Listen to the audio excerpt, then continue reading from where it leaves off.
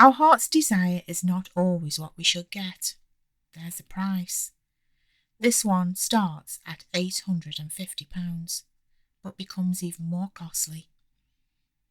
Hi, and welcome to the Dark Christmas Tales Advent Calendar. This tale is called Pudding, written by Angela Blythe and read by the author. Everyone desires something. A possession, a perfect body, or a person. The virtuous would say that they only want world peace, but I would bet that even those have a secret personal desire, a special wish that they hope will make their lives a little bit better. We can try and get the objects of our desires naturally, but that isn't guaranteed. We can blow all our candles out on our birthday cake, drop coins in the fountains, but perhaps it is the universal law of randomness. Some people get their heart's desire, and some people don't. This story follows three sisters called Jamie, Harriet, and Shelley. Their mother Joanne plays a more significant part because, after all, it was her that tried to make them happy, as a mother does, blindly loving her children, always being a mother until the day she dies.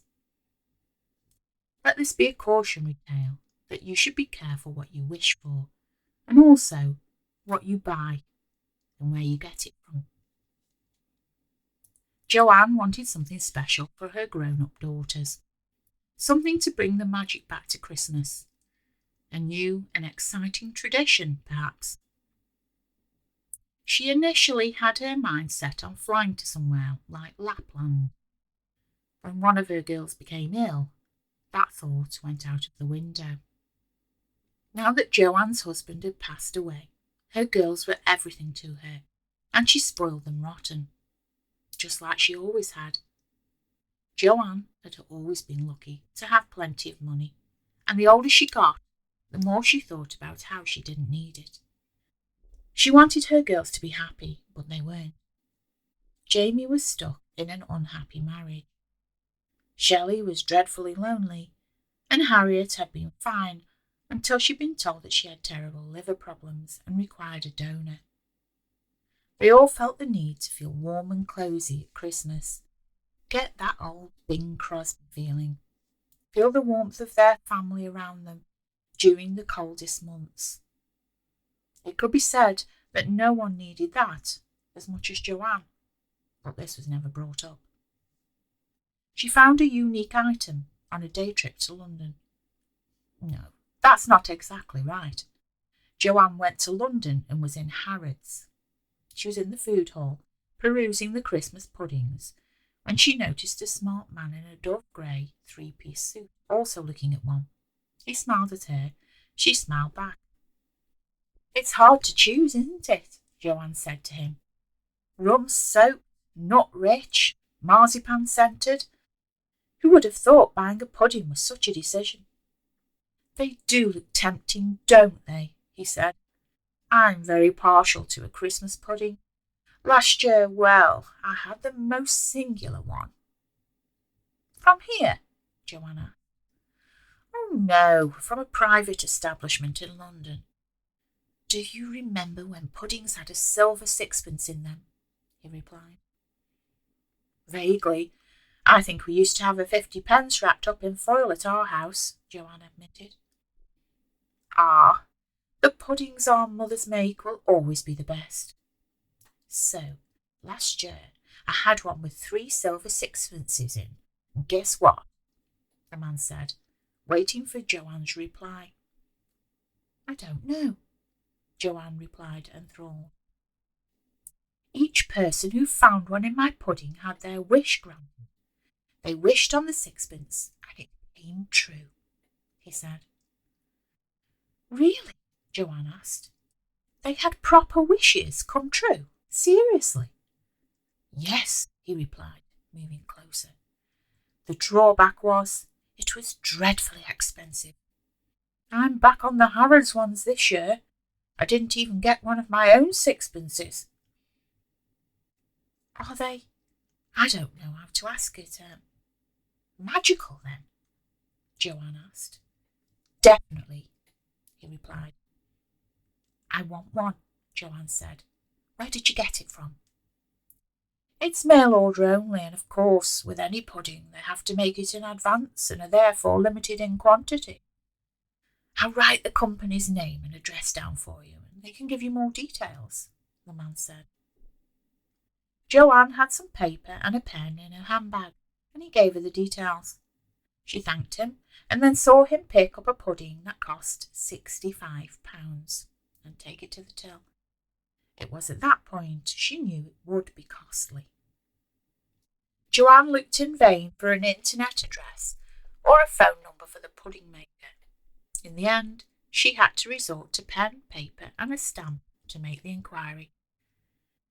They replied within a couple of days, stating that they did have one for sale.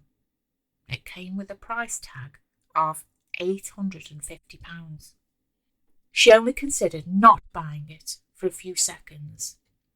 If this really did work and changed her girls' lives, it was money well spent. She wouldn't tell anyone else how much it cost, then they couldn't judge her. It was delivered the following week and was quite large. Joanne would cook it, search for the sixpences, and ensure that somehow each of her daughters found one. It was the beginning of December, a long way from Christmas, but Joanne was excited and thought that they should have their wishes as quickly as possible, especially Harriet. She invited them all over for a Christmas meal, on the pretense that she was testing out a few different items for the big day. She told Jamie and Harriet not to bring their husbands. On the 1st of December, they all arrived, with painted-on smiles for their sisters and mother. They were trying to be merry for her, but each was dreadfully unhappy. Jamie couldn't tell her sisters or mother how lousy life had got with Calvin. She thought that they would drag her away from him and beat him up. Jamie just needed some confidence to leave him and admit to her family and the world that Calvin had been a mistake. Then she could try and rebuild her life. Harriet had been told that morning that there was a chance of a cure. She didn't want to go down that route if she had to, but maybe, if Harriet could stave back the tears, she would bring it up today, while everyone was together. She would be asking a lot from them, though. Shelley was in love with someone else's husband. He wasn't in love with her, but she couldn't get him out of her mind. She had tried dating other men, but that turned out to be worse than useless. Shelley always compared each one to her unrequited love, and decided that they all had major flaws. The love of her life only had one weakness, and that was that someone else had got there first. They all brought their troubles to Joanne's festive table. Each problem weighed on them heavily. Not one of their desires could be bought. Joanne didn't know the details of any of it, but she knew they needed help, and she hoped she had found it. Joanne lost count of the number of times that she said, "Save room for pudding," throughout the meal. She hadn't gone to town with the main course, just for that very reason. When it came to pudding, she told them that she had bought an extraordinary one, and they must all try it. The daughters half expected Joanne to bring it in whole and bathed in flaming blue fire, but she didn't. Instead, she bought their servings in separate bowls, with a choice of brandy sauce or cream. "Before you try it, you might be lucky to find a wish you sixpence in there, so don't gulp it down," Joanne said. She pretended to search through her bowl of pudding, knowing that she hadn't got one. The first person to find one was Jamie. "Remember," Joanne said, "wish for something that will change your life."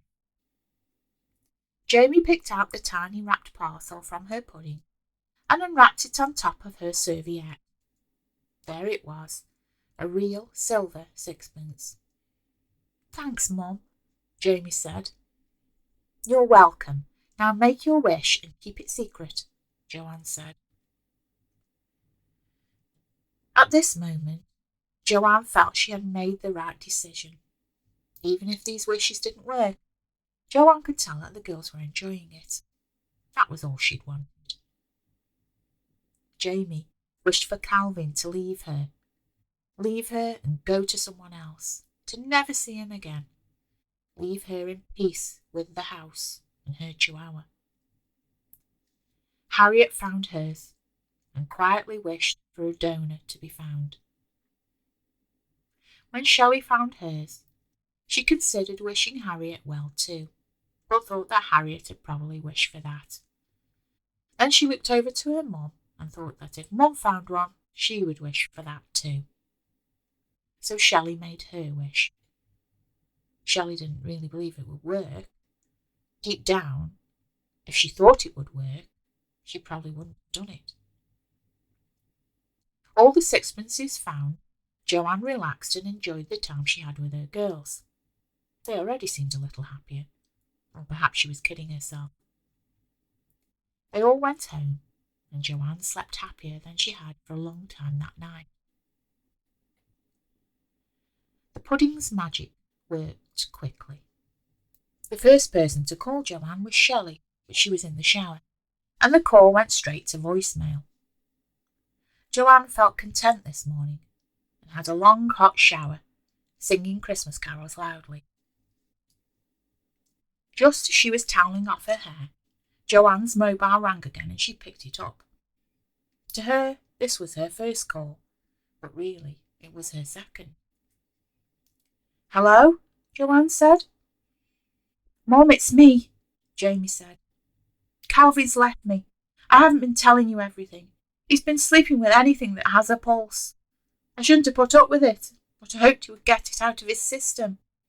He came home a few weeks ago and, well, he gave me something I didn't want, Mum. A disease. I thought it was just one of those women's things, but the doctor called me after our lunch. I confronted him and he said he hated me and left. I admit that was my Christmas pudding wish yesterday." "Where's he gone?" Joanne asked.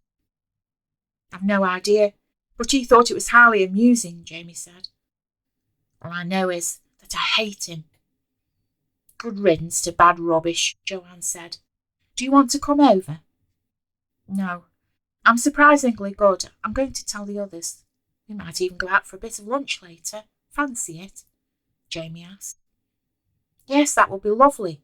And you can tell me everything that's been going on with the rogue," Joanne said.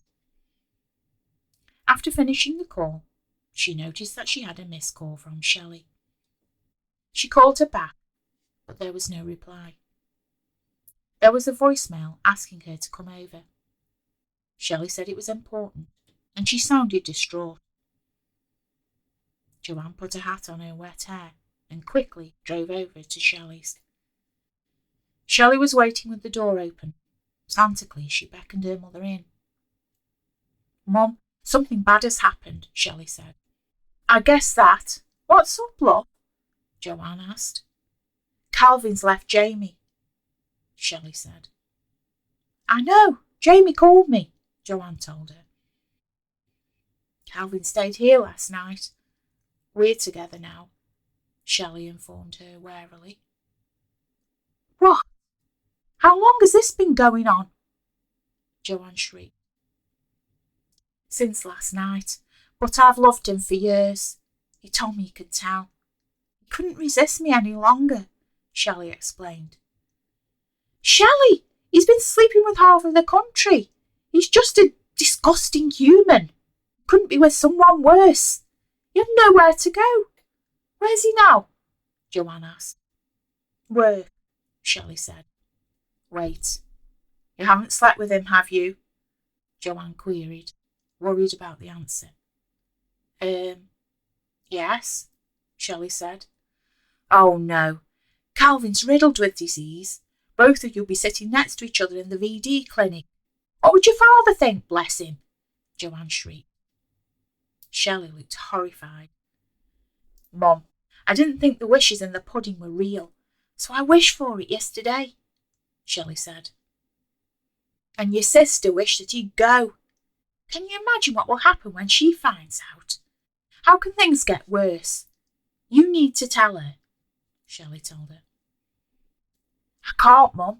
I've been ignoring her calls. She's going to hate me, Shelley said, beginning to cry. Yes, she is. I'll go over and tell her. You can't let her find out from someone else, Joanne said, storming out of Shelley's house. She got in the car. How could Shelley be so stupid? Why hadn't Jamie told her about Calvin's unfaithfulness? Christmas was going to be difficult, and all this would take its toll on Harriet, just when she needed her sisters. Those wishes had come true. Shelley had traded loneliness for an unhappy life, and Jamie had traded a miserable life for the loss of a sister. That stupid, bloody pudding.